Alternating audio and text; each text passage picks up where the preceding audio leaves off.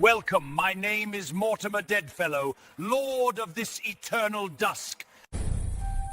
Join our horror barbecue.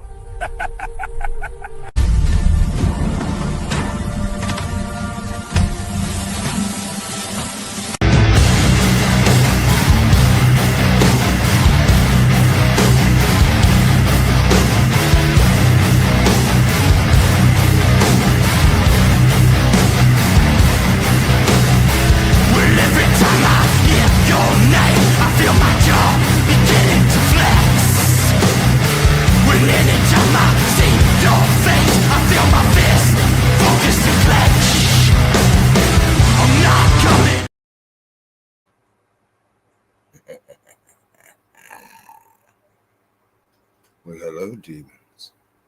Thank you for joining us for the Horror Barbecue. We're here for you to sink your teeth in, get a bite from the head of vampires himself, Dracula. Or, if you're more into reaching out and touching someone, only Fangs. Again, something I was just showing tries them to in fuck you. with me in my abode. I am back. You can't get rid of me, just like they wouldn't let me stream over on the contract page earlier. Found a way around that too. But yes, welcome to another edition of the Horror Barbecue. It is vampire time. I mean, there's romance in the air. It's spring. You know, you start hearkening your loins, and Well, that's why I sent Mortula away tonight. a lot of babies are going to be made, and probably a lot of concubines. Ooh, we like that. But tonight we are going to be talking about, and I love doing this too. We have a major film that in the vampire genre that has just been released,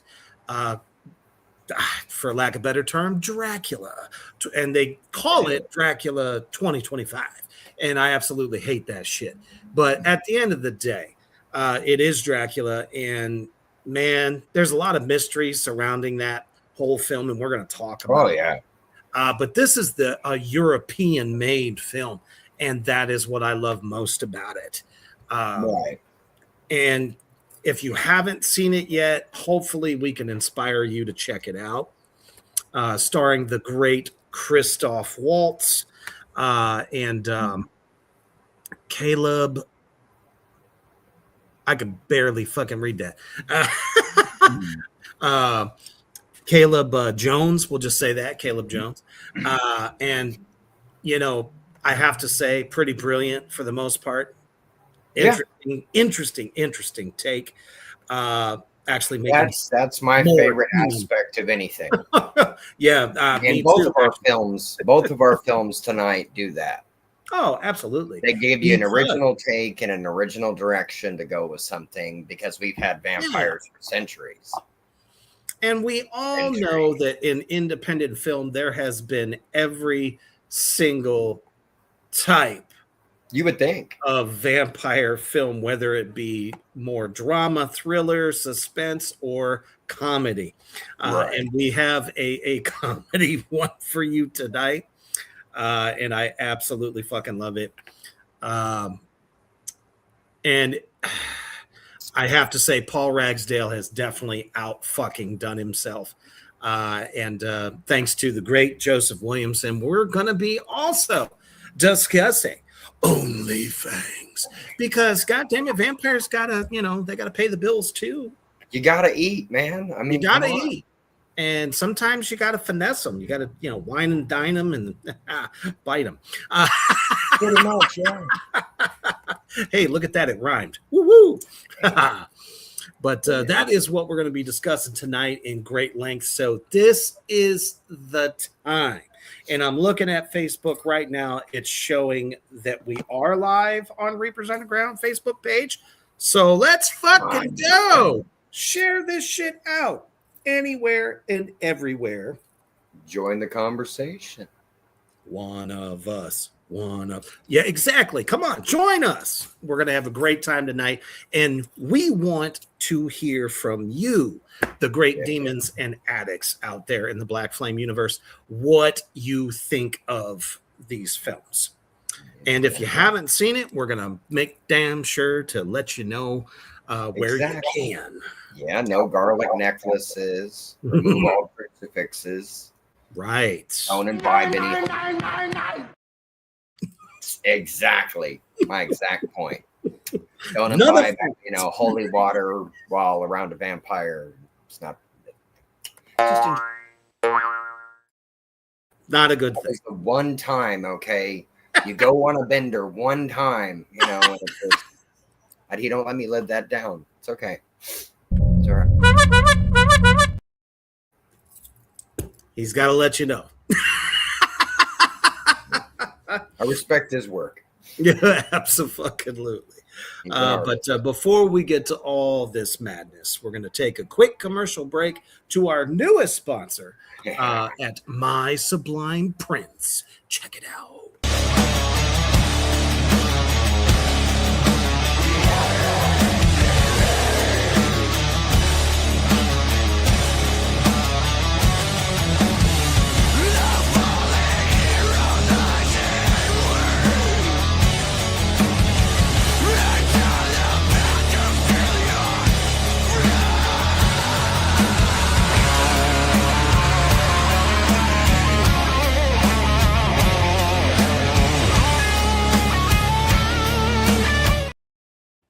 That's right. You love the horror. You have the passion for it, and it makes your liver quiver.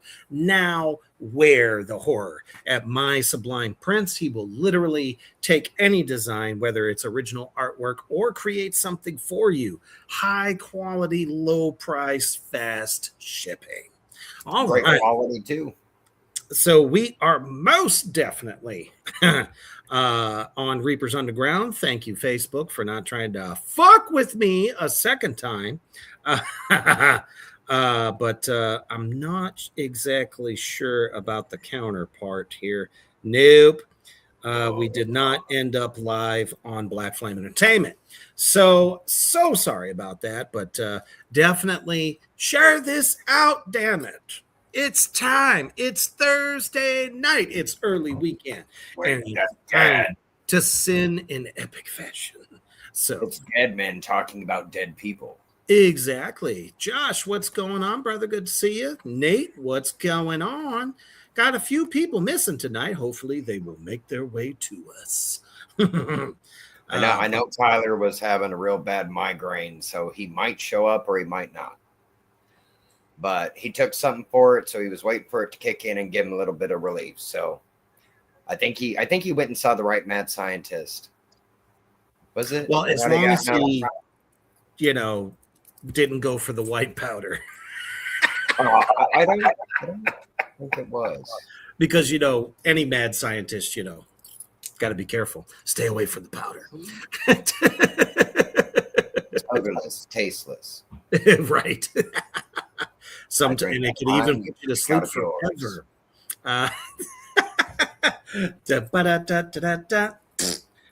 yeah, but you never go in a deal with a dead, with an undead guy when death is on the line because we ain't got nothing to lose. We've already been there. That's old news. Well, and you don't know whose bones you're sniffing, ashes, that kind of thing. I tell Mort Wolf that all the time, but he don't listen to me. But see, I knew that we were doing Dracula films. That shit's like kibble to vampire movies tonight. So I sent him out. He's not in the crypt tonight. Protect myself. Oh yeah, Josh. What con is that going to be? Says he'll be with brother Crow Hendricks. Oh, nice. At a con all weekend. You'll have to let us know which one. Yes, indeed you do. But before we get started, I just have to say, and I'm going to be saying it for the next 2 days, I'm sure. Unholy fuck. The support that we have gotten over at the Contract movie page overnight, over 500 followers on that page. That is in fucking incredible to me that many folks are interested in our project. Thank you to the cast for that as well, because I know taking that time to try to get people to come over and follow what you're doing, that takes a lot, because people get hit with shit. Oh, follow this, follow that, follow, Yeah. and you made the decision. So I get know. over there to the contract page on Facebook, contract official movie, because I did put up a video since they blocked me from going live from StreamYard on that page.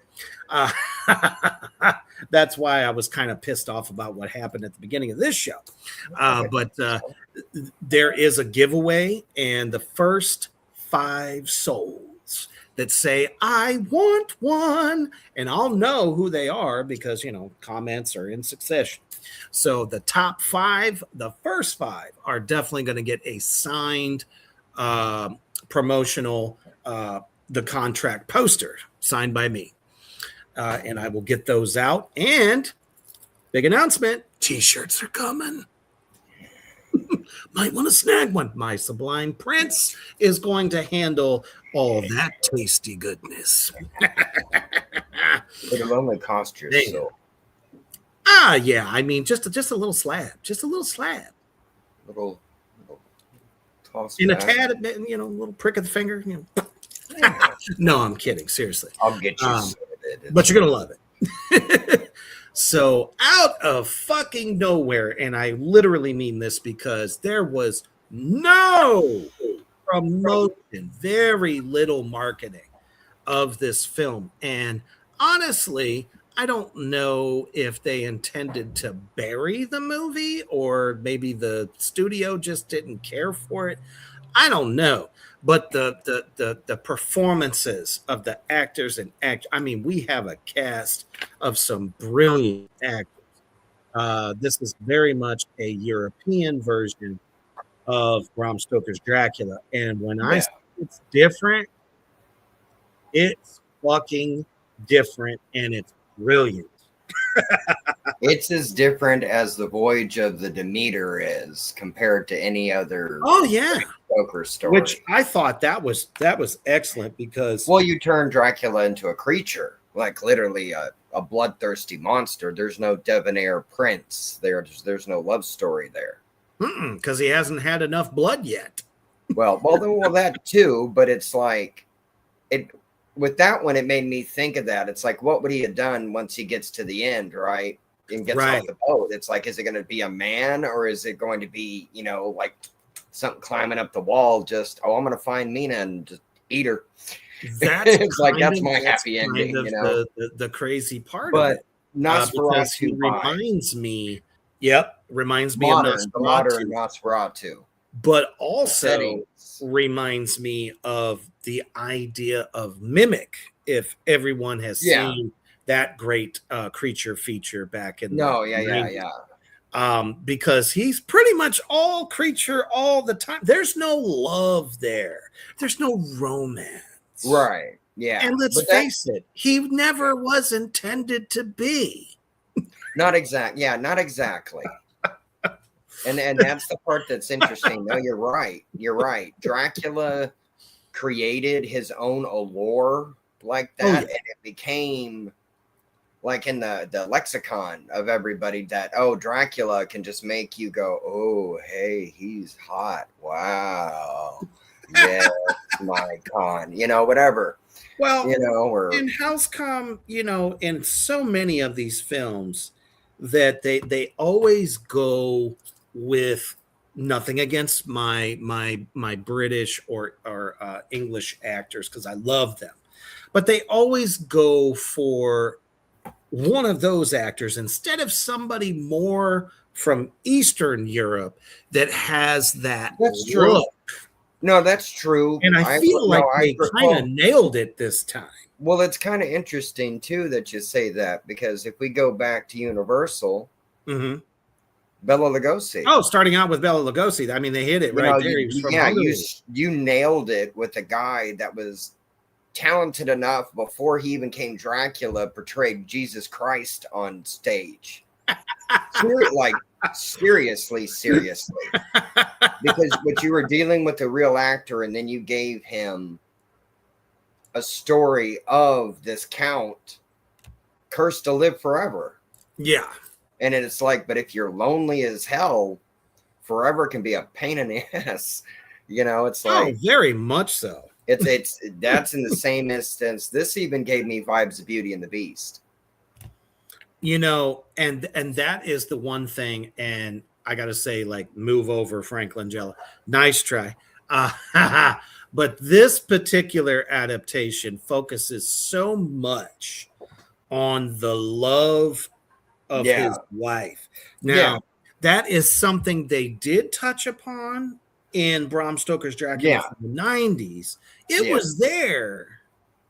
Well, not like this. Not in the same way, because they focused on different elements of the story that this one kind of skips over. Absolutely. Because you're not dealing really, you're dealing with the asylum, but you're not dealing with Renfield.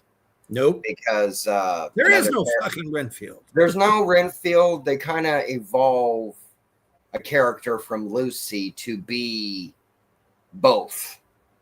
Yes. So it's, and I liked that. It was a different way to go about it, instead of seeing, Mina always has a hot, wild friend named Lucy, and Dracula's going to train her first. There's always going to be all these guys that Lucy knows that are going to be the big army that come after Dracula. Right. You know what I mean? Van Helsing's going to be some wild, crazy character. And it's like, with this, they don't do any of that. No, they don't. They don't. And that takes a set. It takes a set with a director to go, oh, you're doing Dracula. Because somebody could have went, dude, that's not Dracula. Exactly. It's more Dracula at its core than a lot of the other ones. So, well, and it kind of goes back to that whole thing of, did you read the fucking book? Exactly. No, exactly. Well, that's where Stanley Kubrick gets reamed over The Shining. Oh yeah. And it's like, because he didn't care. That's very true. He was doing his own thing. But you're right, though. Dracula has had lore. Hell, he's one of the characters in all of pop culture that has been done in movies, theater, and film than any character that's ever been created. Hey, Kyler, what's going on, brother? Glad you could make it. I had faith in you. But it's like, this wasn't afraid to show like different sides, different elements to him without going back to all the old tropes. Well, that's the best part about it. They didn't. Yeah.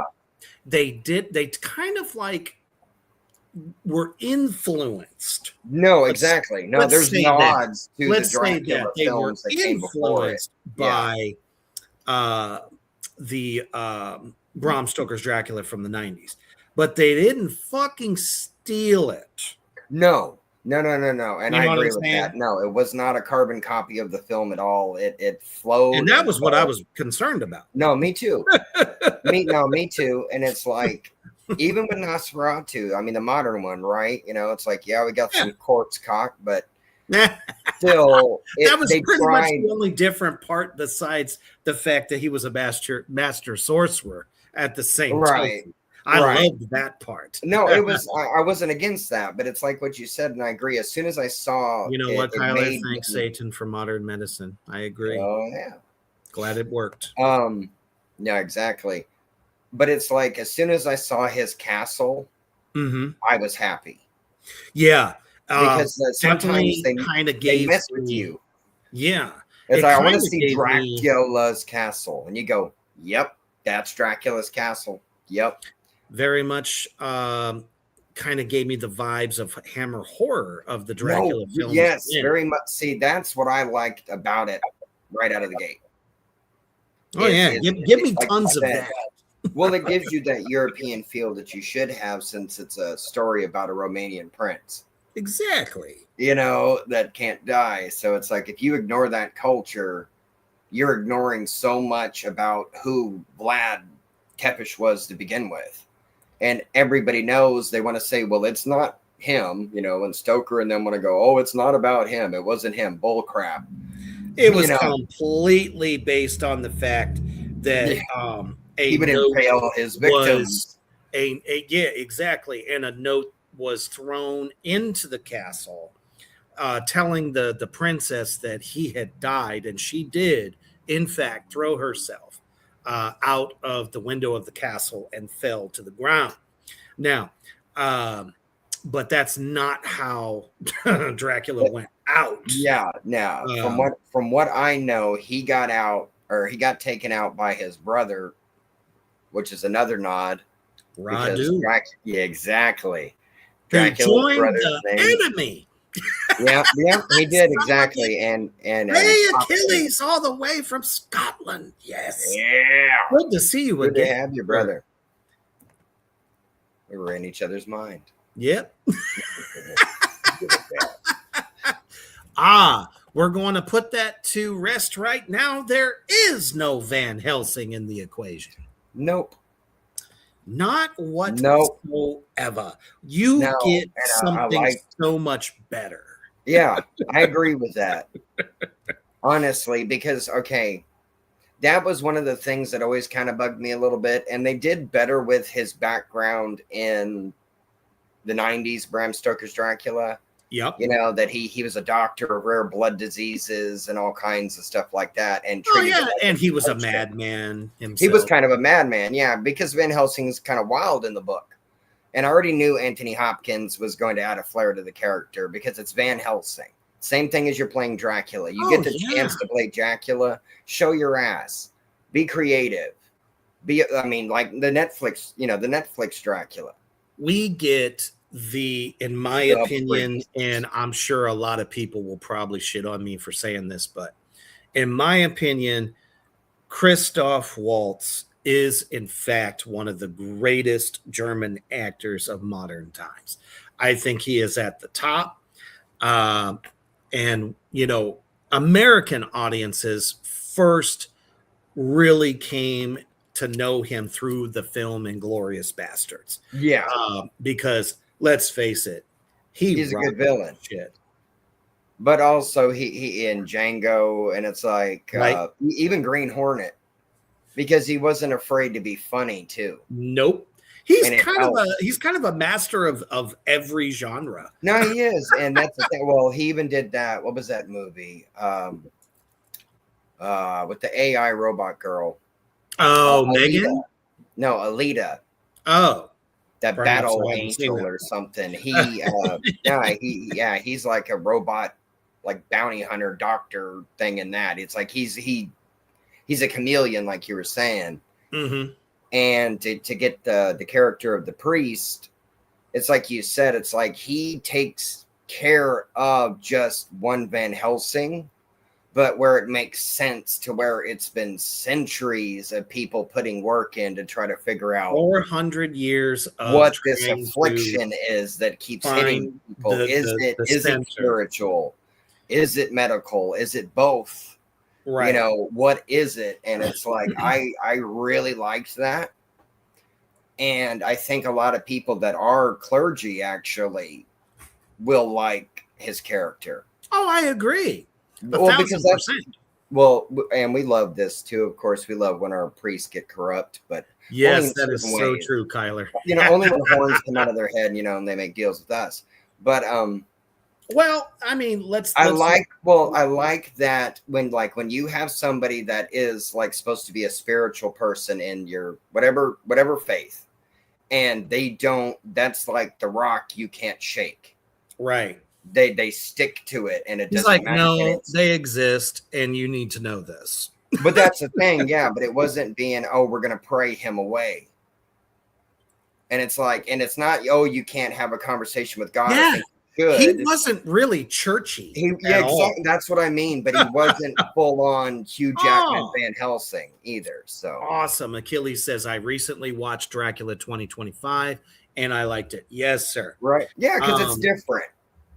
I absolutely loved is the one thing that Bram Stoker's Dracula didn't do was show the evolution of what happens after Dracula does the ultimate blaspheme.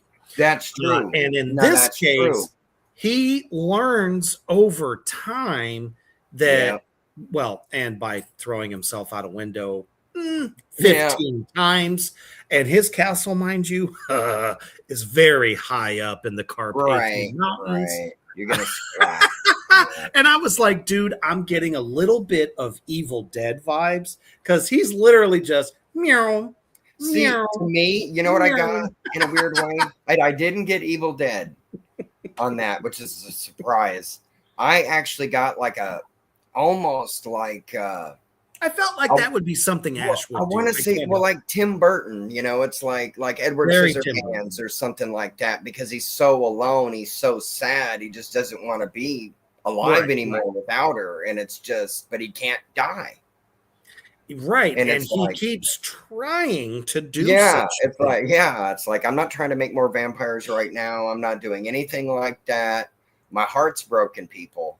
Right, and I'm by myself, and even if I don't bite y'all, I'll outlive every single one of you. That's really what happened that he was willing to, he made that proclamation after he sworn to after the fact that God did not answer his prayer after all of his service to the church.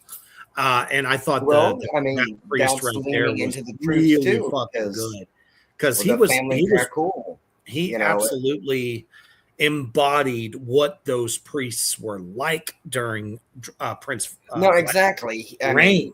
I thought he was perfect. He's like, oh, but you have to understand. And I'm sitting there, I'm looking at the priest's hand, and he's got all the fucking gold rings on and shit. No, dude, exactly. That's exactly how the papacy was back then. Yeah, but it didn't really work out for him either. But nope, it sure didn't. But that's the thing. Like a motherfucker. Well, that's their nod to Bram Stoker's Dracula. Exactly. Because it was. They were very much they did nods respectfully. It's the same thing as Netflix's Dracula, which I still love that. I think that's almost one of Netflix's best things they've ever done. Minus Lilyhammer. Awesome I loved Lilyhammer. How they brought him into the modern era. Yes. But that too, but you had the nods, you could see the Bela Lugosi there. You could see the Frank Langella, you could see the literally Christopher Lee, especially when he was pissed off. Definitely. It's like, oh, it's okay, doctor. And he's got a mouth full of razors and his eyes are red. And it's like, but they went more subtle than that with this guy. It really was. It's like there is a monster in there, but it's a guy with a broken heart that outlives everybody. It's like Methuselah with fangs. Well, the thing that this film does is they concentrated more on the journey to trying to find, because he was convinced that he would find her again. Yeah. Well, obviously he wasn't wrong. He did not. It's just it took 400 years. Well, I mean, if you could imagine being somebody that truly believes in reincarnation as he did, that he waited out 400 years. Well, he had been, after he became like Dracula, he had seen some strange shit. So it's like at that point, so it's like, oh yeah, sure, she can come back. We don't want to give too much away. No, of course not. Whatsoever. Because we want you guys to go and see this. No, very much so. But that's the thing, okay?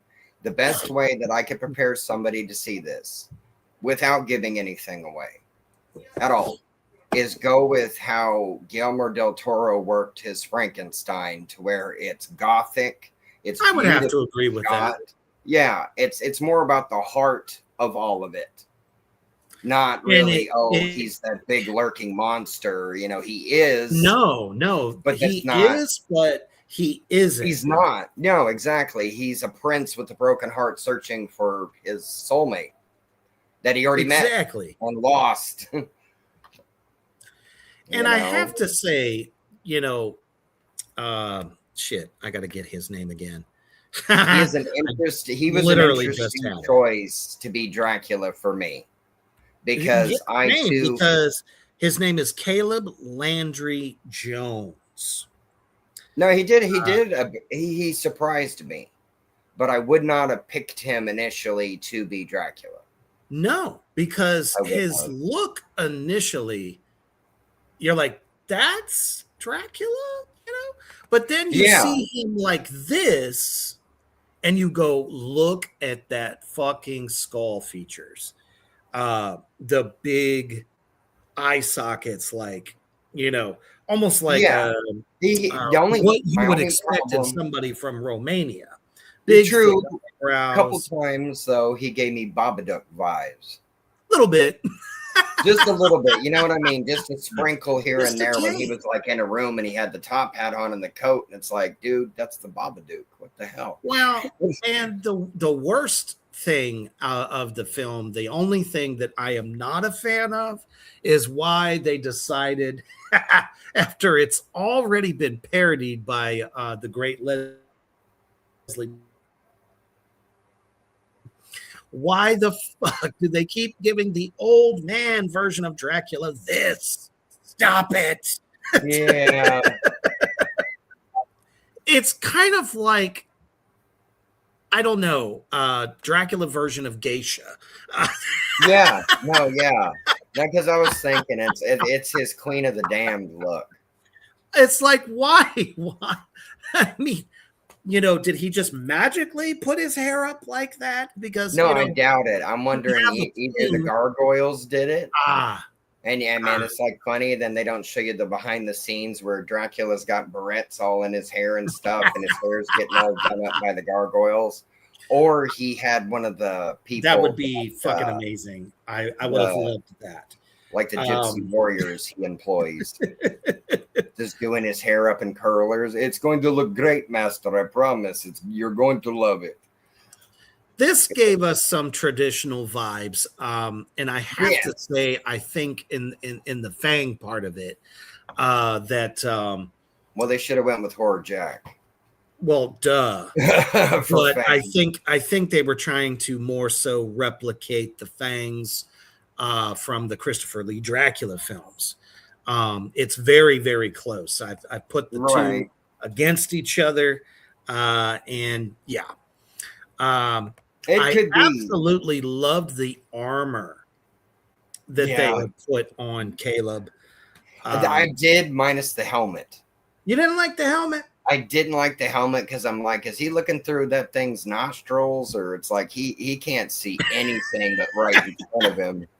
I actually prefer that over the red, the fucking red wolf mask. The red was weird. It was very the red was weird, but it was a really interesting design. I got to give him that one. Oh, trust me, I won't take away from the cool, but no, Asian style. No, well, yeah, but I do agree with you. This is far more realistic to, you know, the time period and stuff with Vlad, who did intimidation.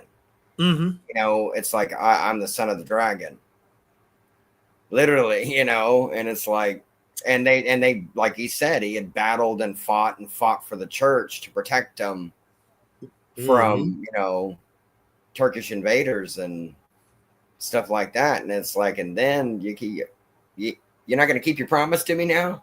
All right. Exactly. I mean, it's like you feel for him. One fucking thing. Yep. Spare my wife. Yep.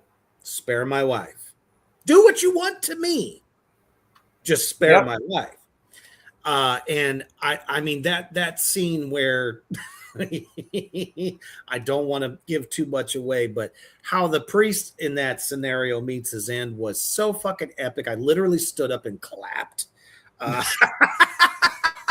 was like, you know, everything he tried to tell him was bullshit, and he it's like the guy that played the priest was perfect. No, it did. I like the soldiers in the background's reaction because we're doing this. Okay. Right. Oh, that we're not going to stop them. Did it get cold in here all of a sudden? did you feel says like I feel like we're damned now? Damn. Oh shit! Kyler says Dracula went to the salon and said, "Make me look like a fabulous grandma." Right. I've got bridge on Thursday. Well, and the kind of the funny thing, because there are moments that are a little comical. In yeah. For me, Yeah. anyway, at least I felt that way. No, Obviously, there is bits of the gal vampire that they had chained up in the sanitarium. Yes, who is basically their Renfield Lucy. It's like basically they took two characters and kind of mixed them together instead of giving yes, master, or the. Oh, I'm glad we didn't have that because Peter McNally played the best Renfield. I agree. Was. I saw everything. But we cap it off with an epic ending, a battle to end all battles. Yeah. It was the coolest fucking thing I have ever seen. The sword work. There you go. Was so brilliant. It was like John Wick and Dracula put together, only with a sword, no guns. But exactly. But here's the part that I appreciated, and it's not going to give nothing away. He didn't use his powers. Nope. He didn't try to turn into a wolf. He didn't try to turn into a bat. No, exactly. Because he didn't have to. Well, you got to see a Wallachian warlord that's been raised in battle. Yep. And no crazy wire moves or not. It was beautiful sword work. It really was. Yeah. Well, it was really good. To remember, Vlad was originally trained by the Turkish Sultan. Well, he was a knight too. I mean, that's the whole thing. It's like you're a prince, but you're a knight in a warring like a country to where it's like, oh, the rulers don't last long because we kill them, and then it's like I'm king now, and stuff. And Vlad got his family. Yeah, his family was already in it. It's like he was born into it, and he tried to see. I always thought of Vlad like Blackbeard. No, he did not turn into a giant man bat thing whatsoever. No. There is no supernatural other than the fact that he is. There's one thing at the beginning, demons, and when you watch the film, you'll have to let Morty know. But it's all we'll say, and it's something easy in the beginning. When Jonathan first is getting ready to go to the castle, once he gets dropped off, do you think Dracula is there with him? Yeah, that's definitely a great question to ask and to find out because it's like that. Without it was the best dropping off of Harker ever. That wasn't comical. No. Take the cross. Fine, here. That'll be Take the cross. Damn Take the cross. Please. You fucking bastard. Well, how do you know that's my knee you're straddling? Wrong me. What are you doing to the furniture? My brains out. Yeah. Nate says I must be away from my coffin. Have a good night, y'all. All right, you have a good night, sir.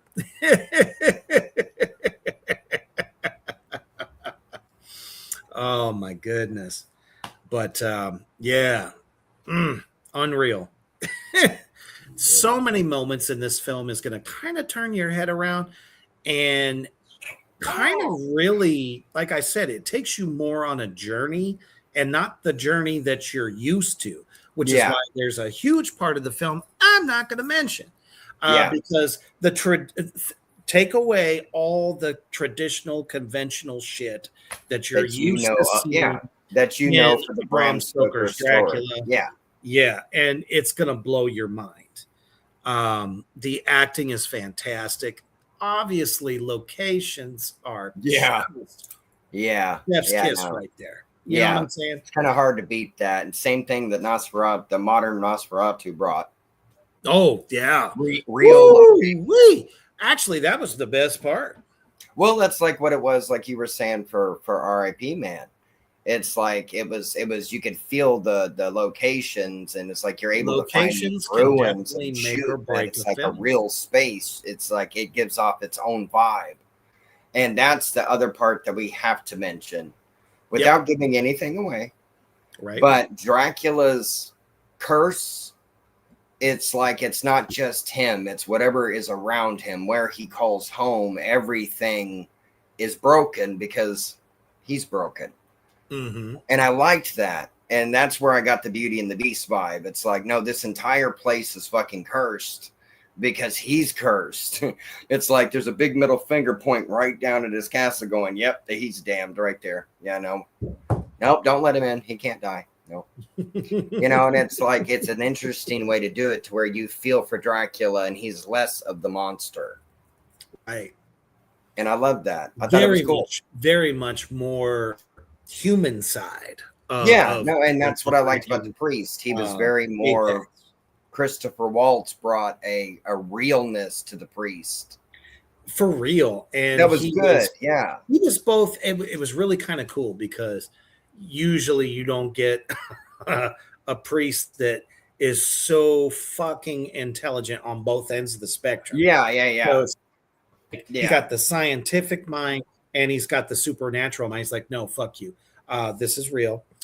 This is what's happening, and you're gonna have to just grab your underwear and understand. Yeah, put your pants on. It's Dracula. Okay? He never raised his voice. He never got angry. No, exactly. Yes, but when he literally lacerated everyone with his words, and that was the best part. And that's why I love about Christoph Waltz.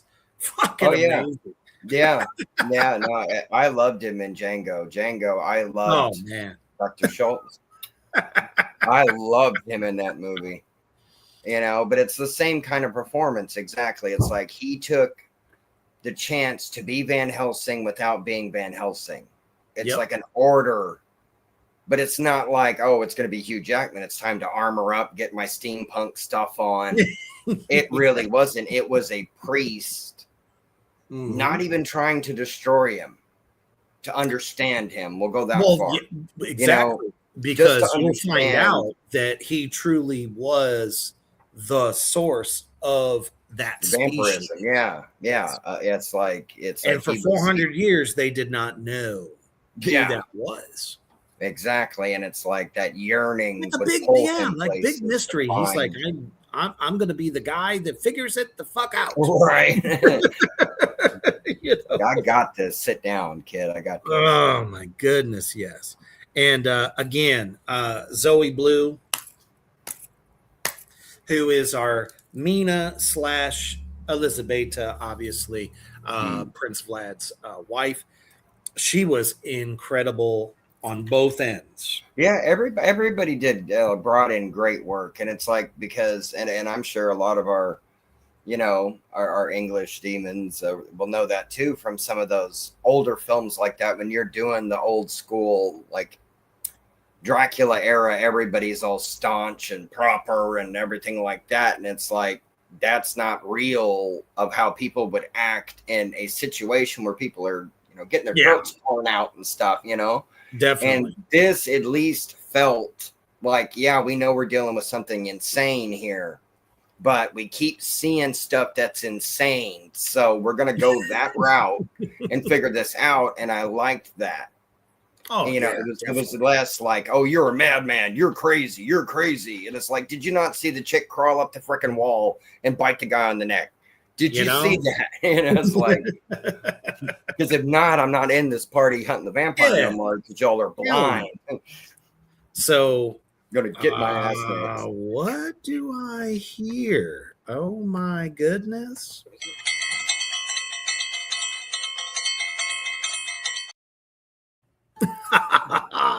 That's right. The dinner bell has rung.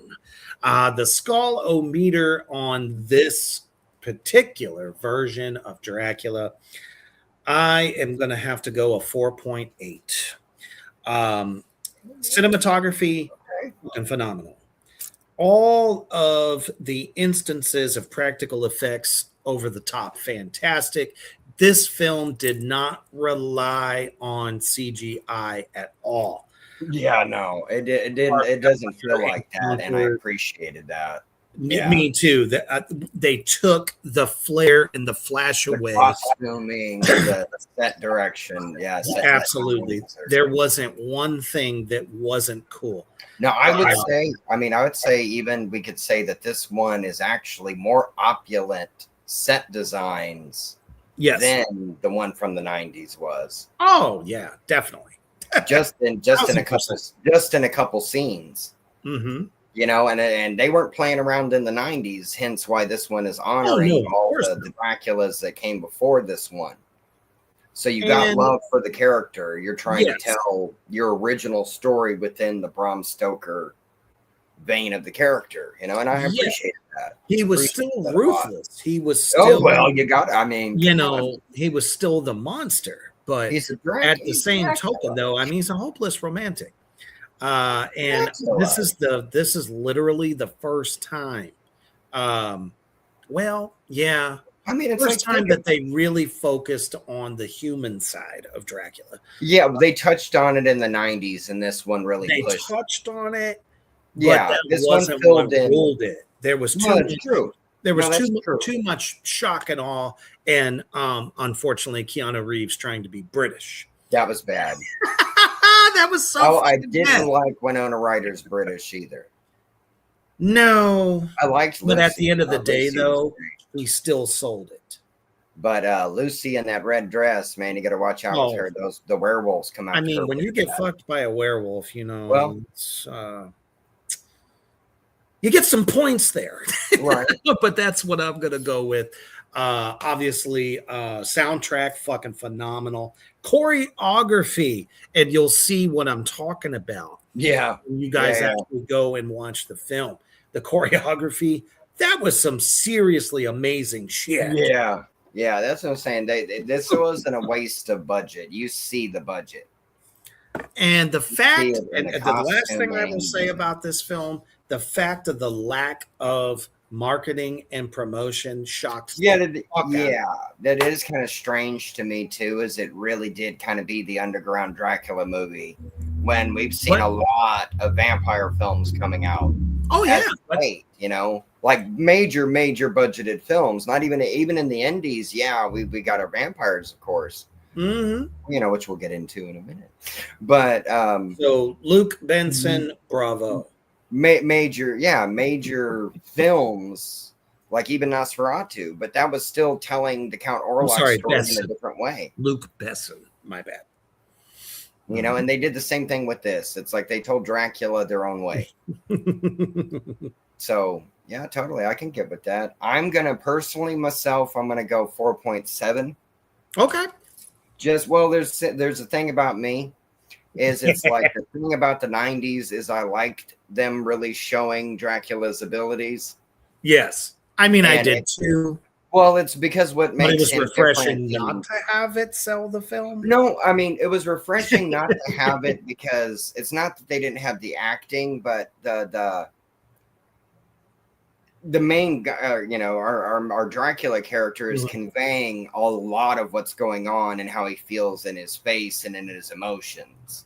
I appreciate. We've never seen that happen before. Not as much. That's what I'm saying. It's like it feels like the 90s set the groundwork, and this one went, okay, they did that. Let's do this. The parts that were cool, we're gonna dip our toes in because that's in the story, you know. But yeah, they cut out major characters. Or like we said with Lucy, you know, changed up some here and there and evolved them, which I wasn't against that. But for me, I needed a little more. I'm Dracula. A little bit more darkness. Just a little bit. You know me. I like my darkness black and inky and red-eyed and sharp-toothed, and you know what I mean. Which we get some of that. There is, like, I agree with you. The practical effects were great. I think it's the goth romantic in me that really. No, I like that too. I did enjoy that aspect of them touching more on. I'll wait for you forever. You know, honestly, I would have much rather have had Peter Steele be Dracula in this. Well, of course. Well, so would Elizabetha. So it's like, okay, that's what you're going to defend me with. The guy just took the swords. I'm not fighting him. We're good. Yeah, I mean, if Peter Steele, Love your music, bro. We're later. Peter Steele was Dracula. He's like, I don't need a sword. I have one. Yeah, I come equipped. Yes, but seriously, I've said it for years. I always thought that if somebody could have cast him in that role, he would have fucking nailed it. Literally, I guarantee it. And they didn't even have to give him fake ass fangs. Yeah, right. We already had him. Well, same thing with the evil Elvis. It's like he was walking around with fangs before he ever made a vampire movie. He already had fangs. He would have been the best Wolverine. Oh yeah, no, I agree. I agree. That's you want comic accurate Wolverine. You literally take Glenn from his mother days and fucking hell, man. Got the chops, everything. That's freaking Wolverine, dude. And no hating on Hugh Jackman. That was literally just him every day. That was just him on a regular Tuesday, you know. Yeah, it's like, well, yeah, think about him getting ready to film as Wolverine. He would get even more just, and it's like, oh man, the evil Elvis just went Super Saiyan. All right. But no, yeah, exactly. I did really though enjoy the original vibe this one gave. Yeah, compared to this same but song. Boy, do we have a come from behind dun, dun, dun, challenger dun, dun, dun, dun, dun, dun, from the indie world of horror. Yes, we do. And I've picked up on so many vibes, so many nods. And thank you again to Mr. Williamson, Joseph, who gave us a chance to screen it.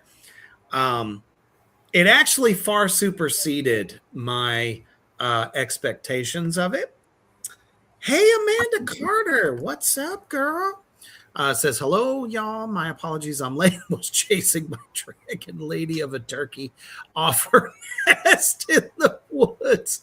I mean, that's tough work. Well, we understand, and we both do personally know Turkey Man, so we understand turkeys can be a pain in the butt. Yeah, very irreverent. Don't go for the gravy, though. No, don't touch the gravy. Don't touch the gravy. Yeah.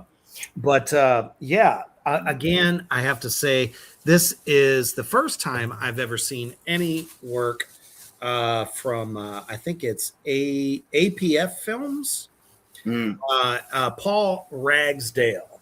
And this was co-directed, and I got to get the name. God damn it. Hold on. Reaper's not so good with the technology. Oh, hold on till it turns blue. Oh, A&P Productions. There we go. But this was actually a collaborative effort here. Paul Ragsdale wrote it, but Angelica D'Alba is the co-director on this. And I gotta say, didn't see this one coming. Because, like I said, literally.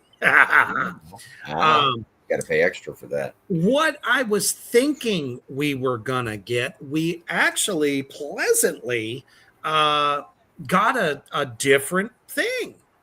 Right? No, I agree.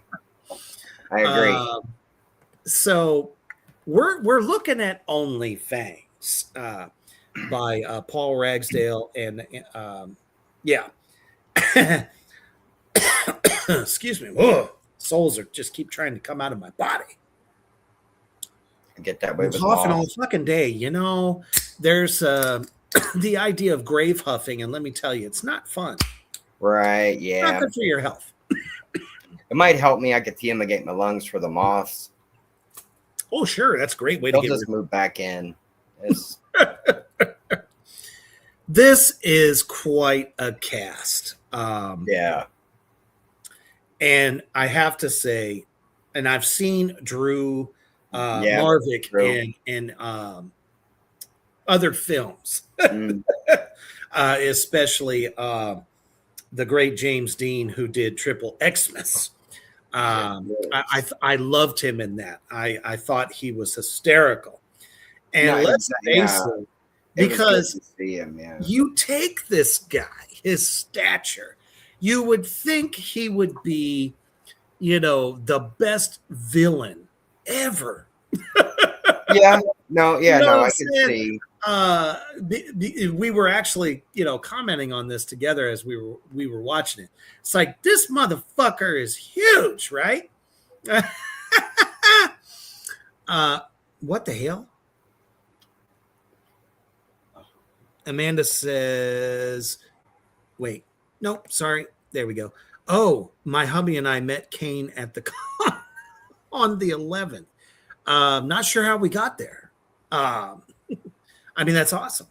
Oh, shit. Achilles, no problem, man. We know it. It's late in Scotland. Have a good night, brother. So glad to have you with us. Hey, Jonas, what's going on, man? Haven't seen you in a second. We love it. And don't forget, I can see all of you demons out there. Don't be afraid to comment. God damn it. But when, OnlyFangs first hit social media, Right. it was a bombshell. Yeah. It was like as though the gates of vampire heaven opened up, because I mean, in a lot of ways, it's fucking brilliant, and the marketing was brilliant on this. I agree. Have this troupe of fantastic vampire ladies, burlesque performers. Yes, absolutely. I mean, wouldn't you just be like, "Hey, go ahead, bite me"? Yes. Every time you think about saying, "Hey, bite me," you know what I'm saying? You'd be like, "Hey." I mean, my only problem for him is you know what I'm saying?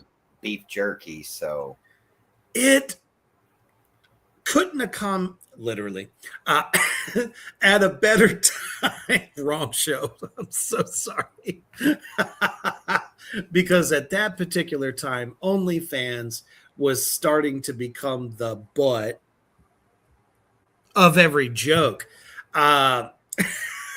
Yeah, no, exactly. Like, That's literally. how I felt. That's how I felt about it too. Is it's taking that opportunity of going, oh, you want to OnlyFans like parody kind of movie? We got you. It's not even just And that. that's what it felt like. People just in comments, like somebody would put up a post saying, "Oh shit, I need to make some extra money, this, that, and the other thing." Well, you could always start an OnlyFans. It literally became the ass end of every fucking it became a punchline for a lot of stuff. Yeah, it really was. Benny Hill, Rodney Dangerfield would have had a fucking field day with OnlyFans, right? But in this case, a parody in vampire land. I mean, vampires got to eat too. Yeah, they got to pay the bills. True. They like their lavish, lifestyles. They don't like to just live in the ground or anything like that. So I thought, okay, this is brilliant. This is brilliant. And there's always, you have a group of vampire ladies, okay, that are trying to break away from management. Right. If you will. And well, I mean, they live a long time. They could have been working for a long time, and it's like, can I ever break out on my own, please? Can you just open the coffin door and let me out once in a while, please? You know how stale it is in here.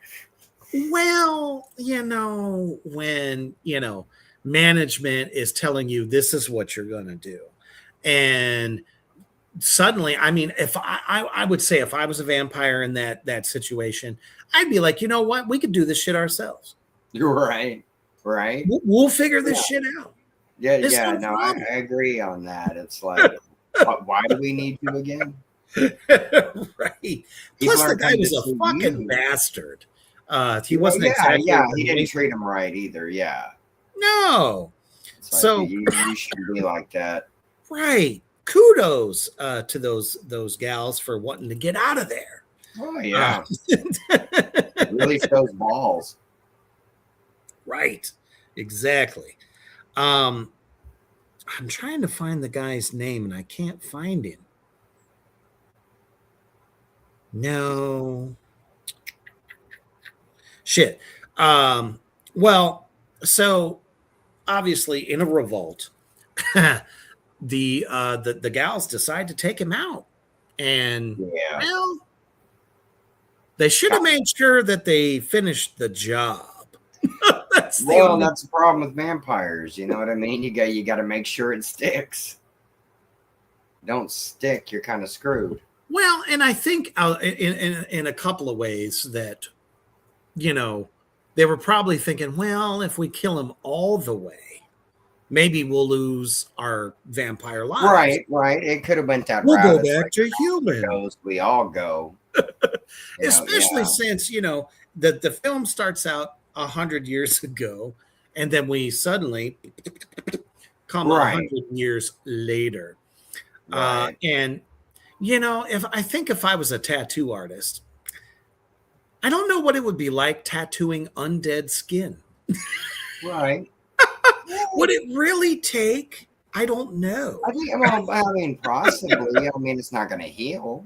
You know, it's past that point. So, but the tattoo sessions could go as long as you want them to, because it don't feel a thing. Right. So, you know, you could think so. I always thought the Frankenstein's monster could use a couple tats. Exactly. You know, get him like those anchors on his forearms. I suppose they want to look good. Nothing wrong with that. The premise of this film, though, is perfect. It is rooted very much so in horror comedy. And I love every second of it. They spared no expense at the locations. I mean, when other than, let's say, From Dusk Till Dawn, would you see a vampire Coyote Ugly? Exactly, right. And they also made sure that, you know, each one of the young vampire ladies were actresses and appealing in that own right. Right. You know, to go, oh, yeah, no, they're going to let them just dance on the bar. Go ahead. That's fine. These titles are fucking fantastic. Jonas says, so only Fangs for vampires, so mummies would be only raps. Werewolf would be only hunts. Zombies be only chews. Those are great titles, Jonas. I love it. I had to highlight that because I thought that was just a phenomenal comment. But, you know, they're trying to, you know, figure out what can we do. We're sexy as vampires. Everybody wants us. Are we going to be prostitutes? They tried that for a second. Doesn't really work. Nah.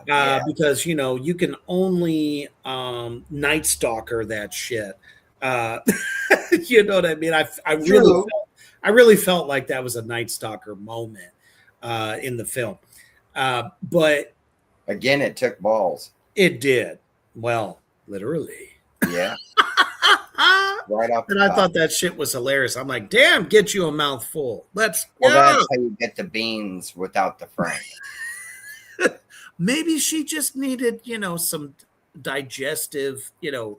I don't know. I feel she was proving the point of why is the point talking to me. God damn it. But at the same time, there's this like almost Fright Night style, you know, fearless monster hunting, you know, right. And I feel like it was kind of like pointing fun at a lot of like the ghost hunter groups. Well, yeah. At least that's the vibes that I agree with you. It's to me, it was a mix of that, but also like Monster Squad at the same time, but it wasn't kids. You know, it was grown adults. Okay, you were frozen for a second. Thank goodness you're back. So, I don't my know if it soul. was you or me. You Well, you got to I got remember. Monster Squad vibes too. Yeah, I got Monster Squad vibes too. Like as grown adults that are not the greatest ghost hunters, Right. but Mhm. passionate. They're quite passionate. I Kind mean, of their the heart was in the dysfunctional right kind of group. place. The Yeah, no, heart was in exactly. the right place. It's like Um, to me, and see if you feel this vibe. It's like if the cast of Napoleon Dynamite started creature hunting. Dude, it also kind of reminded me of, and this is not a knocking to the show whatsoever, because I'm a huge Stranger Things fan. But I felt like it was like that like kid circle vibe. Yeah, Um, no, yeah, we know that there are monsters out there, and God right. damn it, we're gonna find one. Yeah, exactly. It takes a lot of fucking balls, as long as you can keep them, Spit them out if you can't fit them. to go first of all online and go, hey, we're about to go monster hunting. You know what I'm saying? Just because apparently Chupacabra had somehow made its way into wherever they were at. So they thought they were going to be able to, catch some footage too. And to his credit, Wes, played by the great Drew Marvick, actually catches it on film. Well, yeah, and promptly almost craps himself. But there's a problem with that. But I agree with that. Yeah. Vampires don't exactly film very well. So all of his other, I would say, D&D group of friends are like, dude, you ain't got shit. You got nothing. Right, yeah. Like, well, I was there. I saw. Yeah, exactly. I thought that shit was hysterical. it was right in front of his face, but exactly, it's like, well, you ain't got the proof to back it up, buddy. Right, exactly. You're trying to make me look bad. You're trying to steal my thunder. That's where I got those initial like Fright Night vibes. Oh no, like, that too. No, I agree with that. Him. You know what I mean? Yeah, exactly. Nobody believed him, and it's like, welcome to the Fright Night for real. Right, exactly. Yeah. And then exactly. Find out, that fucking, Ginger Lynn is his mommy. Yeah. Yeah. Now, I've spent some time with Ginger Lynn, and let me say, if she could have been my mother, that would have been really cool. So kudos to that. And she plays the role so fucking good. Oh, yeah. No, and that's the thing. It's like it knows it's a comedy horror. The film's aware of it. They don't play it. They play it serious when they need to. But I felt like, they knew it was a comedy horror and everybody had fun with it. Yeah. And you get that there's vibe. Even some Lost Boy vibes in there. Yeah, there's different little nods here and there, I felt, to different vampire films. Yeah, without ripping anybody off. It's just no, but by no means, no. Well, it's like both films. That's the thing. Both films tonight did that. They gave nods to things and other vampires that came before them without ripping it off. They did their own thing. And that's why the vampire genre always, doesn't matter which way you tell it, they still respect every other film that is within that genre. Yep. A lot of them do, really, because it just adds to the lore and the mystery of the vampire. Oh, yes, it definitely does. The music. Oh, yeah. Man, I have to say, at 1 minute you could be hearing some I don't know, I guess what people would call decent hair metal, right. And then switch to, like I said, some vibes of Cry Little Sister. Right. Yeah. No, it jumps around a little bit on that. Yeah. Chris Sarandon's Jerry Dandridge Vampire. Yeah. I'm about to get my bite on music. Right. And I was like, dude, I'm in love. This is great. Because that's what I'm saying. Yeah. They found a way to like pay that homage without getting hit with copyright. Well, that too. But that's what it is. It's not ripping it off. It's paying homage. because when they're ripping it off, you can tell. And then the film just shows it. And it's like, this showed that they cared making it. Dude, you are so fucking right. Josh says only Fangs is the National Lampoon senior trip only for horror. There you go. It truly is. Yeah. And I mean, they make no bones about it. They're not trying to be serious here. Right. No, exactly. It knows what it is. And I appreciate that because they're always better. It's always better when the film knows what it is. It's got its identity that it's sharing with you as a viewer. And it's like, can you get down with this madness? Let's go. You know, and it's like, if you love this kind of comedy horror, you got beautiful women, you know, guys of, you know, average men looking like we're badasses and stuff, which every dude likes. That was one of my favorite things, was the casting of like the nerd squad. No, exactly. Yeah, you make the nerds badass. And we've been doing that since Revenge of the Nerds. We've been trying to come up since the 80s. Nerds. Booger was my favorite. Yes. Anyway.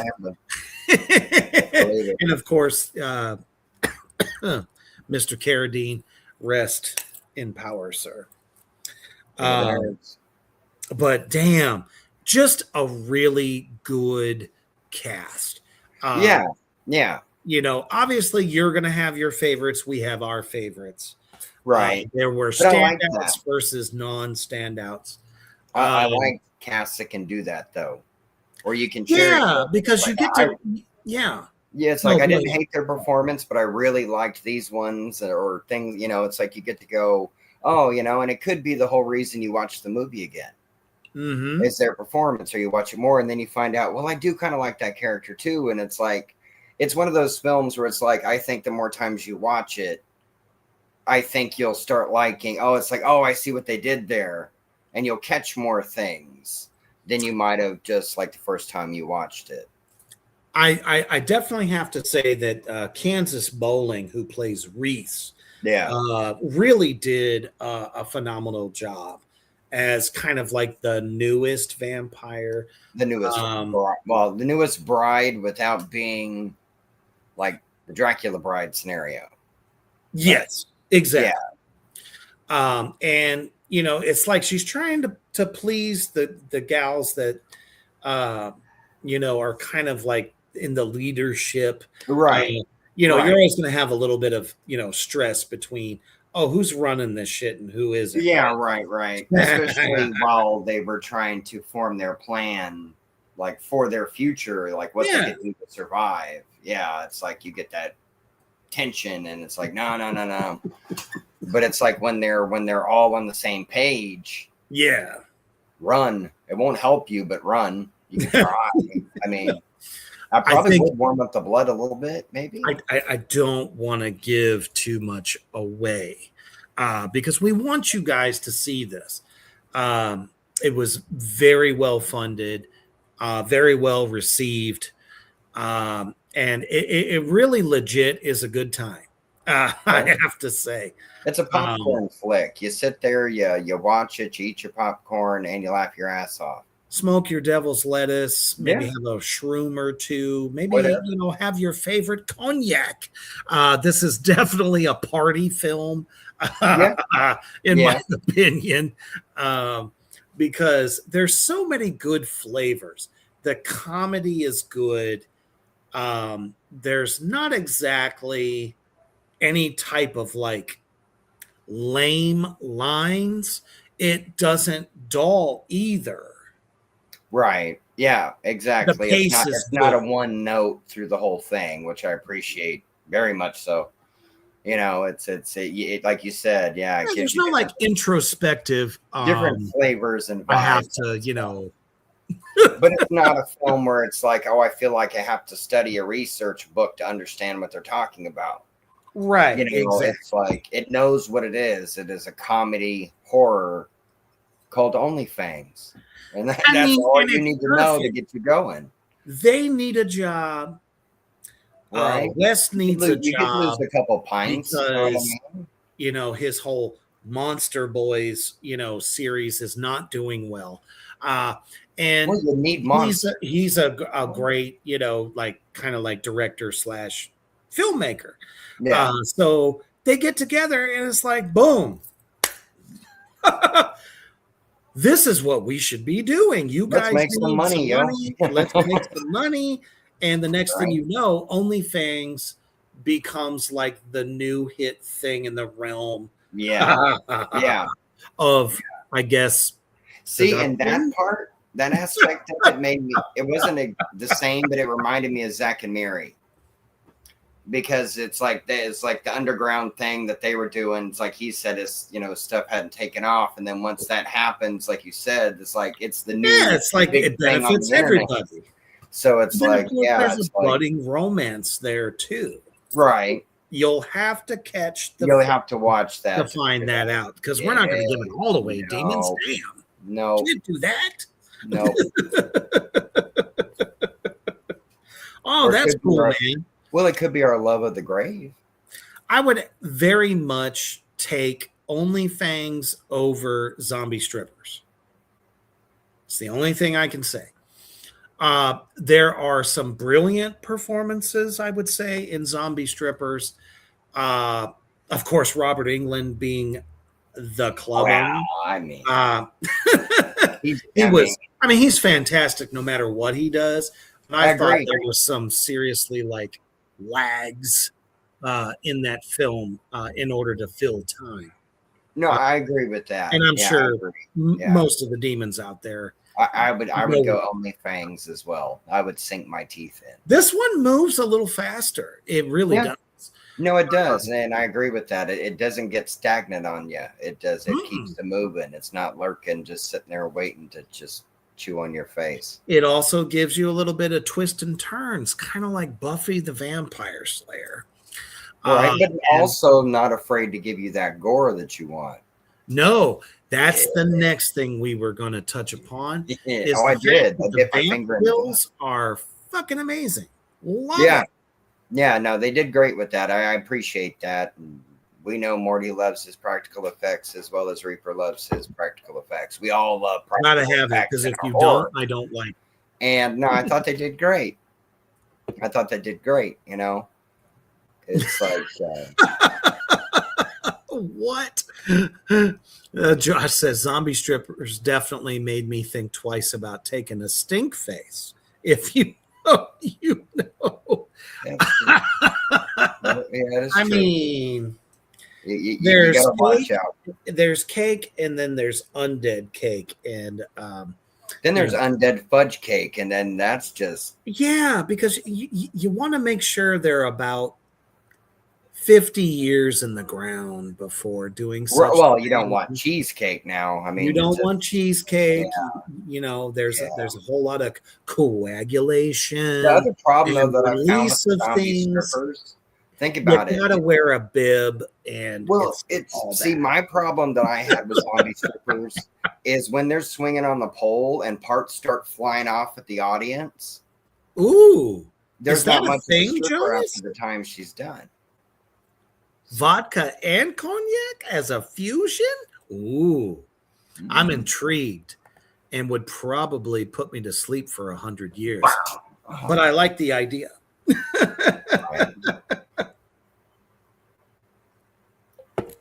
But seriously, though, great performances all the way throughout.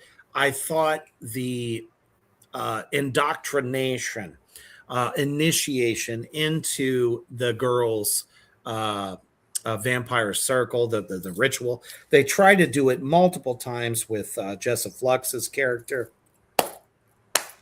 Fucking hilarious. Because if there was anyone that wasn't sure if this is what they want, I thought that was very well sold. Yeah. It cracked me up. So, especially for somebody that her character was not exactly interested in anything that her brother was doing. No, exactly. Her character is polar opposites to the other girls.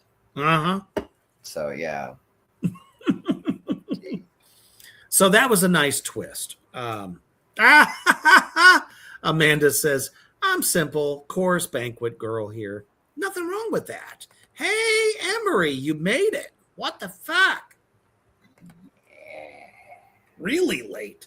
But you're here. Thank you.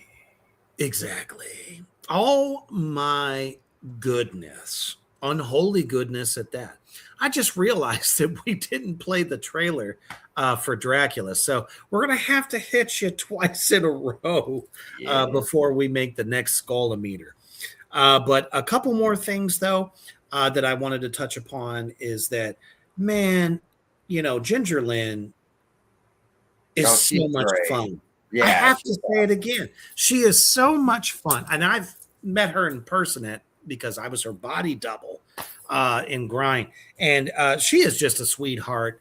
And she really does bring the character of Mom to life. And when she becomes a vampire, it's fucking hilarious.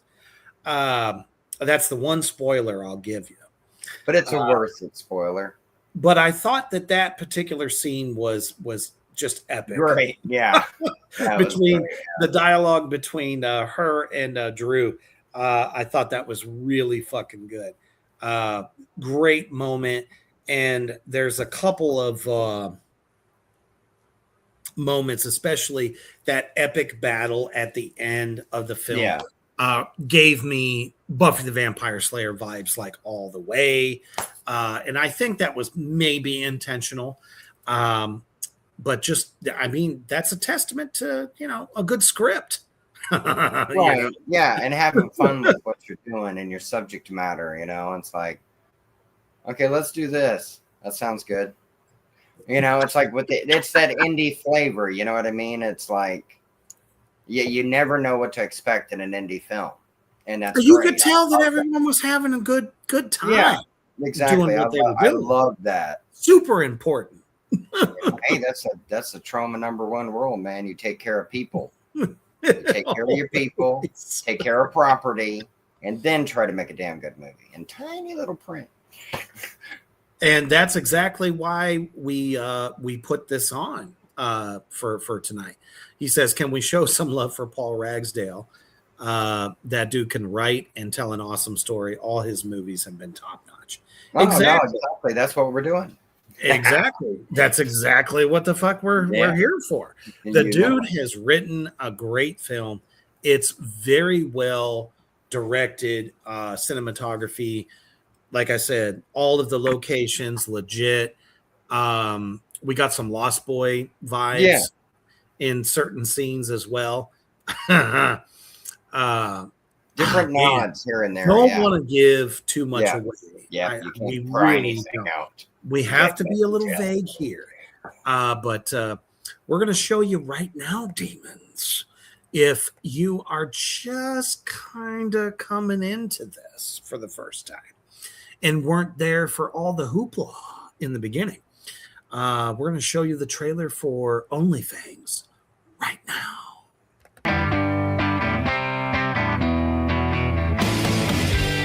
So, when's your date?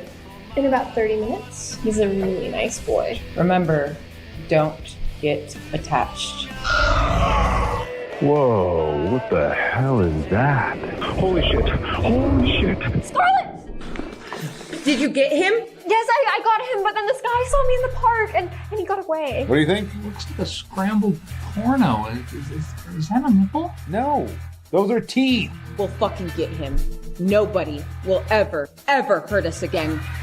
Never again.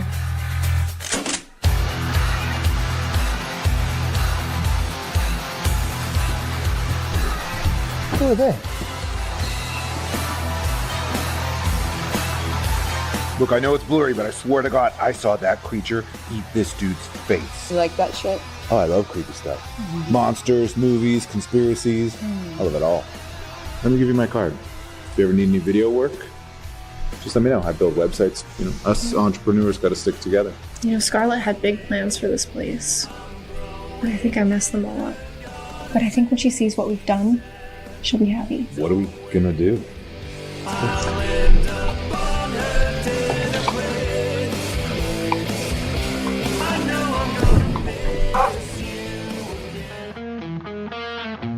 Scarlet is a vampire. Okay? Reese, Selena, Zoe, they're all vampires. What are you talking about? Like real vampires? Yes, like real vampires. Fangs, Reese bit me too. Damn. You guys let those bitches bite you?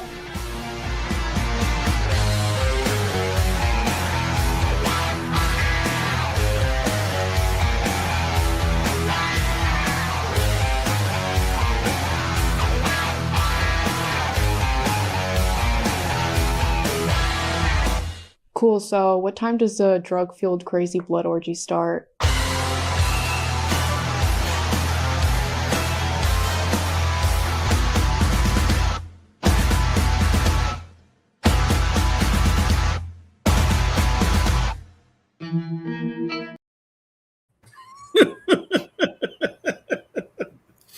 So if you are ready for a good time, if you are ready to laugh your fucking ass off, I highly recommend checking this film out. It's fucking hilarious. It really is. And the one thing that I love about it is it didn't rely on what it could have. No, I agree. Yeah. Don't want to take too much away, obviously. There's a lot of 80s flavor to this film, but it was done in a very tasteful kind of way.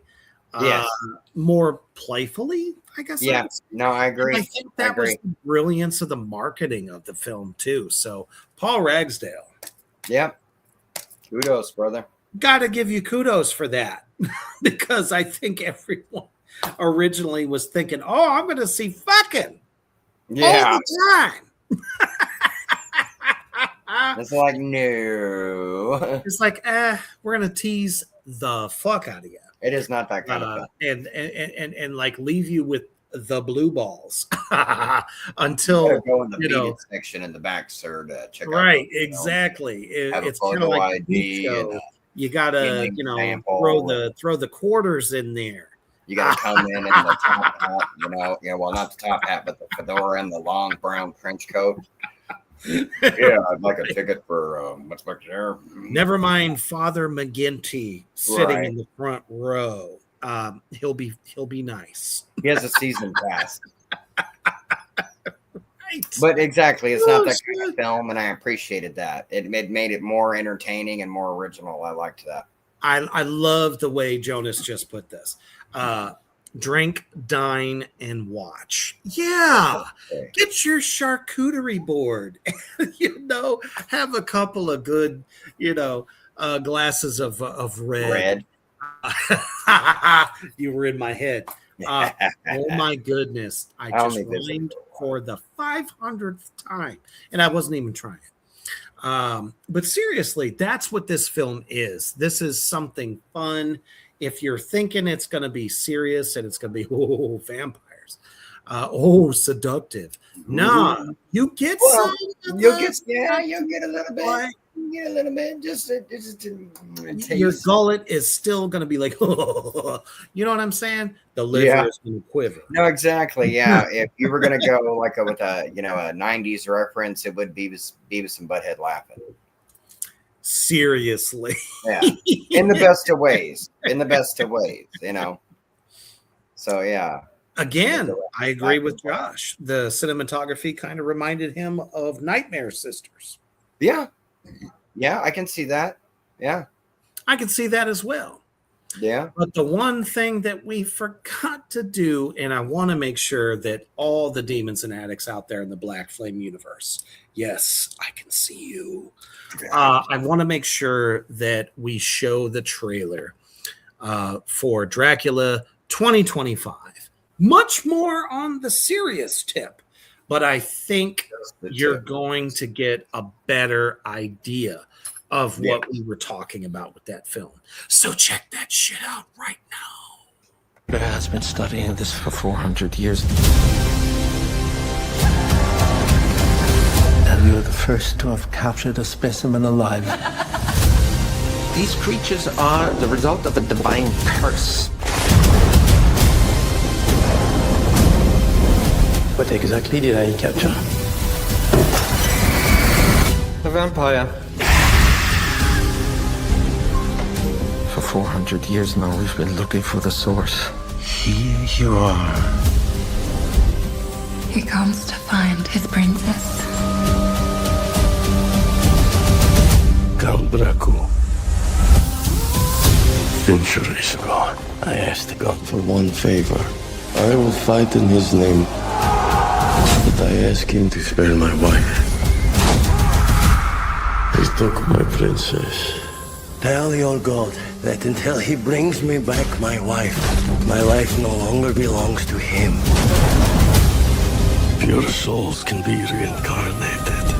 Since then, I have lived on waiting for her return. She's in danger. He's here. Let him come. If we succeed in destroying this demon, all those who he's bitten will be freed from the curse. God sent you here to kill me. God sent me here to save you.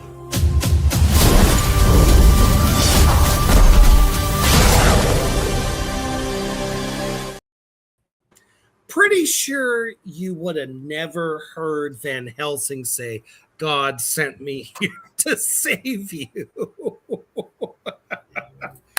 Oh my goodness. Erica, where have you been? Shame on you. Oh my goodness. So yeah, if you didn't get those chills, you know, the little hairs that, well, obviously I don't have much, but if your short curlies didn't go, whoop, whoop, whoop, whoop, something's wrong there, because this is a much different ride. And I love the way they said the reinvention of Bram Stoker's Dracula. Chef's kiss to that. Yeah, see, even Amanda agrees. Wow, that looks so good. And we're about to tell you where you can catch that right now. You can catch it in a few places. Apple TV, if you are a subscriber. You can also catch it on Fandango, which right now you can get it for a very low price. Free trial, especially if you've never had it before. And then, of course, Prime Video for that. Oh, cool. See, Jonas says, okay, you have my attention. Seriously, it's worth the watch. Yeah. It really, really is. Yeah. We wouldn't be telling you about it if it wasn't. We'd be warning you. So don't go to Dracula's castle. It really sucked. You're gonna end up riling up, you know who. You know who I'm good. Might have been Bela Lugosi coming through. Mortlock is going to. Long story about that. But Mortlock is going to be like, in a few moments. So you want to make sure that you. I got the garlic on the door. I'm good. Okay. Just checking. Got my white oak steak. He won't mess with Morty. I'll just dust him up, put him back in the coffin. We can rehydrate him later. Little dab will do you blood. Always. God damn it. That goat just doesn't stop. Oops. Yeah.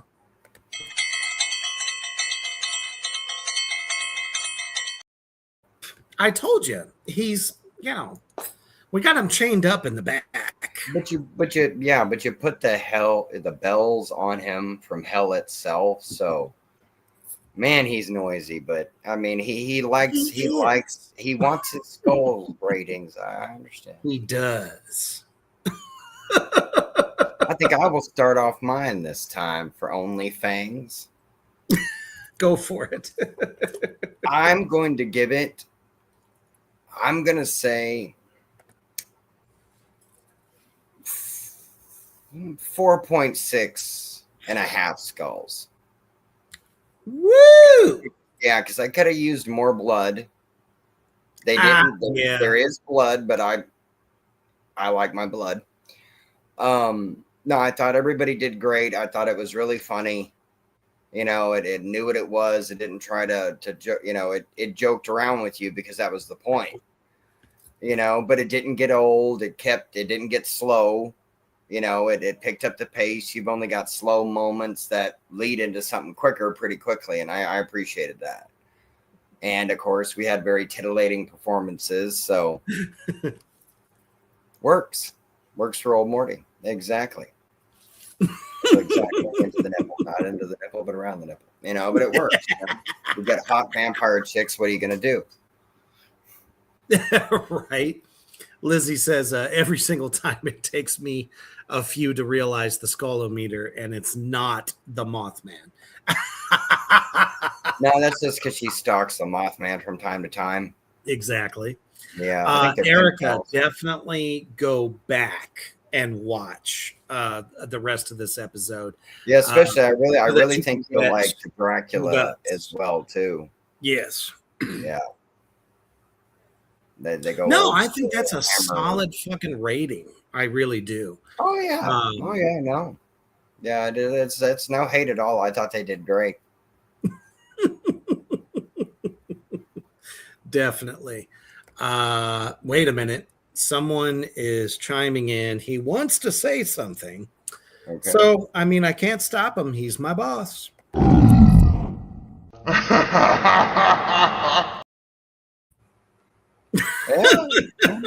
You know, he likes good films. I mean, it's like, what can you do? It's like we're slaves to the grind, you know. You want to make him happy. It makes him feel good that, you know, I'd rather hear him laughing. Progeny is flourishing. So. Right. But for me, he was on their side. I have to go. I'm going to go with 4.7. Oh, okay, I can see that. And I'll tell you why. I mean, obviously, cinematography is flawless. There's no, you know, wishy-washiness. I probably would have went a 4.8. And the only reason I didn't is because it kind of jumped around a little bit, and I was a little confused. Yeah, no, see, and that's why I didn't go higher. There was a couple parts, where I felt a little lost. I caught back up, but I felt a little lost. Yeah, but obviously, practical effects were very good. I thought the performances, very solid cast. Oh yeah. And the fact that it wasn't just a big old, you know, Skinamax original, I had to give it major props for that. Oh yeah, no, totally. I agree, because it could have been a completely different film. It could have. It totally could have been different. That's kind of the brilliance of Paul Ragsdale's writing. Well, he let all of the actresses that are the female vampires, yes, they're sultry, but they all have their own personalities. It's like they got to play the characters, not just be furniture, you know, beautiful things to look, you know what I mean? Yeah. Just it's beautiful things to look at. And it's like, no, they got to act and actually be these characters, and it didn't be just a sleaze fest like it could have been. You know what I mean? It totally could have. And it would have made the movie would have suffered from it. It really would have. I think it like you said, it hit that right rhythm where it's like it's Napoleon Dynamite, it's American Pie, it's Vampires Suck, it's a bunch of different things compiled together, but makes its own, you know, its own statement as a film, to where it's like, oh, this is funny, let's pop that in, let's eat some popcorn, watch it with somebody, and laugh your ass off. Yeah, this is a party film. Yeah. And I say that in the best of ways. Oh yeah. Locations, the music, it kind of took me back a little bit while I was on this ride. I like having that little bit of nostalgia. Yeah, which are not in it here and there. Yeah, greats. Right. Well, it's like to me, it was like how performances. They were great. They were the vibe, believable.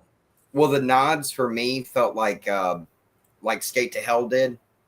Oh yeah, where you felt that era nod, like, okay, we're here, and it's like, oh, okay, I totally recognize it, but it didn't overstay its welcome, because you're still dealing in the modern kind of aspect with the, with the only Fangs and the, everything getting going.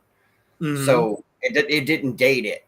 It was like a wink, and then you're moving on to other stuff. So yeah, I appreciate that. Because it's not a period piece, it's like not exactly. Like they kind of oversold the craziness, because once they set up the OnlyFans website, and obviously donations are the payment. Yeah. Yeah. You know what I'm saying? I feel like they kind of oversold that just a little bit. Well, they turned up the crazy, the wild crazy a little bit there, yeah. Or you could say, other than that, yeah, I mean, very solid film, and definitely enjoyable and laughable. I could see a sequel.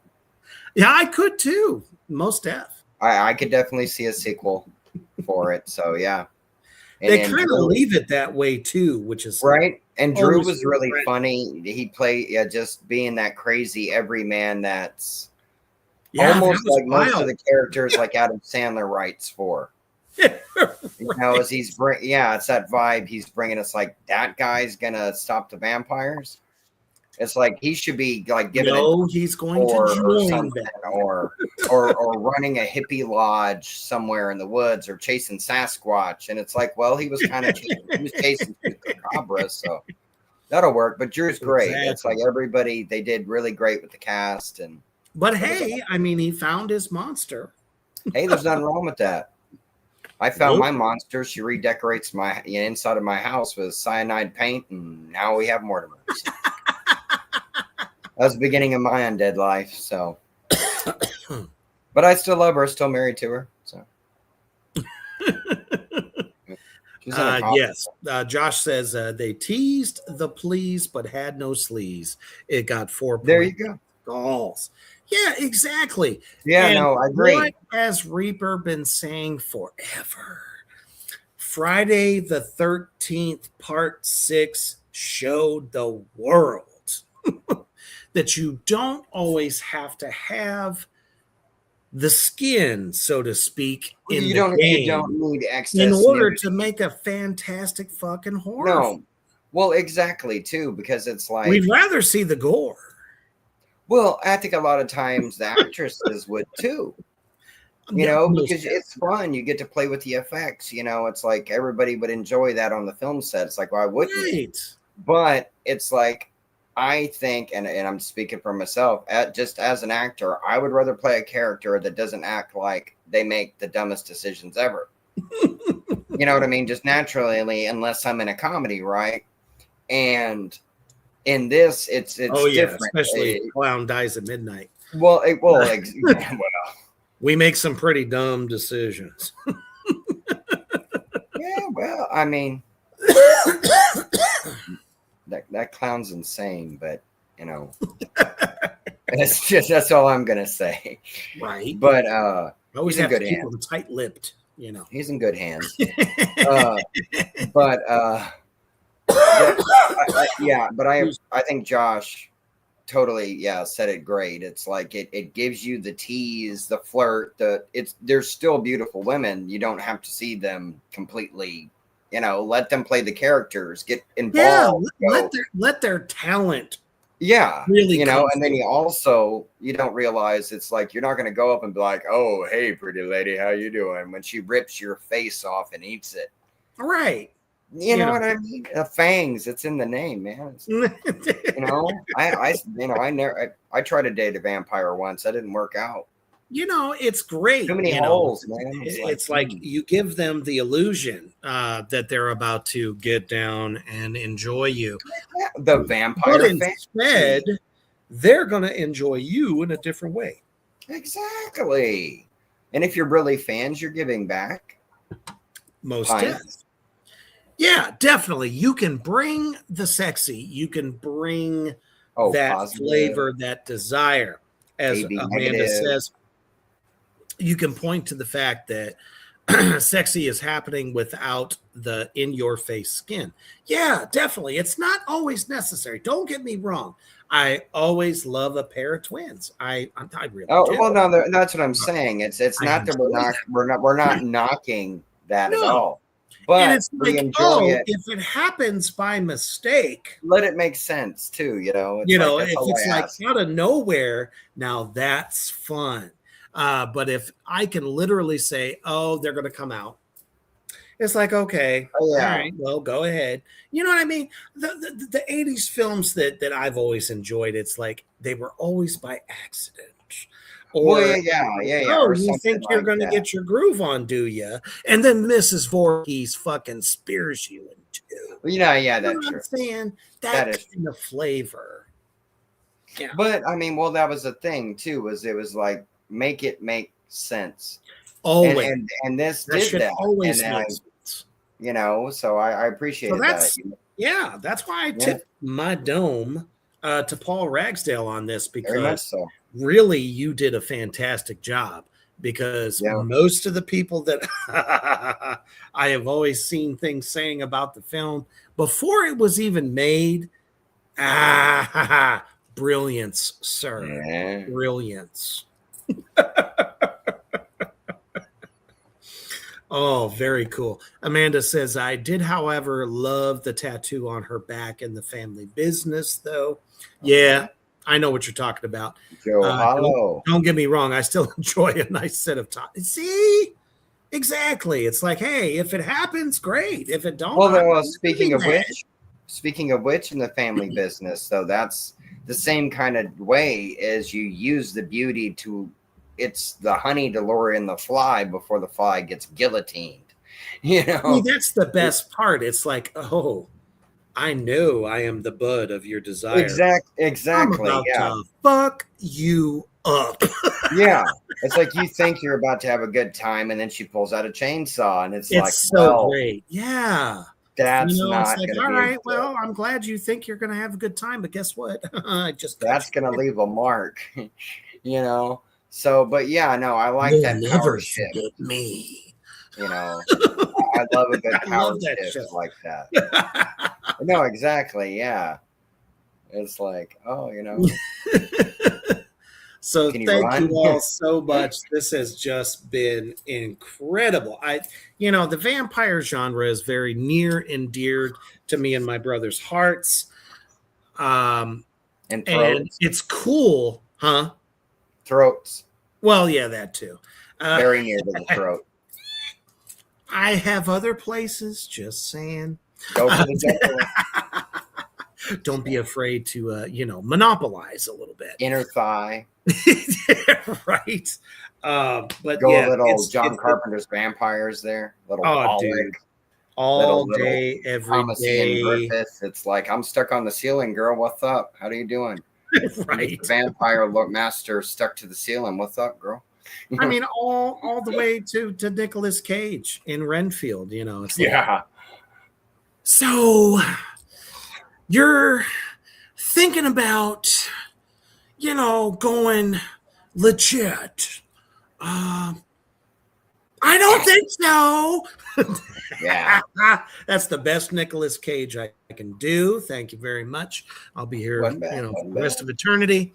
But seriously, though, thank you guys for joining us in this conversation. Always a good fucking time, because it's rare, especially in this part of the genre, that is so oversaturated, but every now and again we get some standouts. And we definitely feel that both of these films, Dracula 2025, we'll just call it that, and Only Fangs, definitely stand out in the genre, that are fun in two different ways. One way you can laugh your ass off. The other one is like, oh yeah, I feel like I just went back in time kind of shit. I got the feels for Dracula, man. It's like, you're right, boy. I mean, it's like, you feel for him. Oh, especially when he lays his entire body on her gravestone and then gets covered by the snow. That means he was there for seasons. I mean, we've all been there. Right. She just wouldn't open the door. Yeah. She finally let me in. Go away. You know. Right. But definitely an awesome time. Thank you all for choosing the Horror Barbecue to start off your early weekend, as we do every week. Because, you know, let's face it, Monday through Wednesday sucks. And we want to make sure that you start off your weekend in epic fashion. Speaking of which, legendary, let me say that one more time. Legendary Cleopatra Records recording artist, The Convalescence, is coming to the underground tomorrow night. Yeah. They are deathcore, horrorcore, let's throw in symphony core band, death metal band coming tomorrow night. So a perfect fit for the underground is what you mean. Oh, without a fucking doubt. Yeah, that's and they don't mince who they are whatsoever. This is not Marilyn Manson. This is not Slipknot. This is not this is like deathcore after dark. Okay, they bring the pain, the blood, the sweat, and the like them already with them. So hopefully you guys have been, checking out the videos that I've been putting out. They have a new album out as well as video, and it's fucking sick, man. It's called Bloodletting. And guess what? Homage to vampires. The video is definitely something that is tasty, that I think you will enjoy, and something that if you're starting the commute tomorrow, you might want to throw the song on because it'll get you through the day. And this is going to be the time. Many people don't get that chance to ask the band themselves questions. Right. And they will answer them for you. So just don't be a dick about it. That's all I ever ask. But they have been around for quite some time, bursted onto the scene in 2013, and you're going to enjoy them. They bring the heavy and the pain all in one undead package. And then, of course, Saturday, we have a buffet of sinning to do. But stay tuned for that because I will be in Chicago for filming this weekend. So I guarantee we'll do one show at least. I cannot guarantee two of them because I'm going to be shooting some scenes for The Contract as well. Oh, yeah, people. It's really happening. You don't have to worry about that. But always keep one foot on the ground, one in the fire. Give the boss the finger tomorrow and tell him, stay heavy.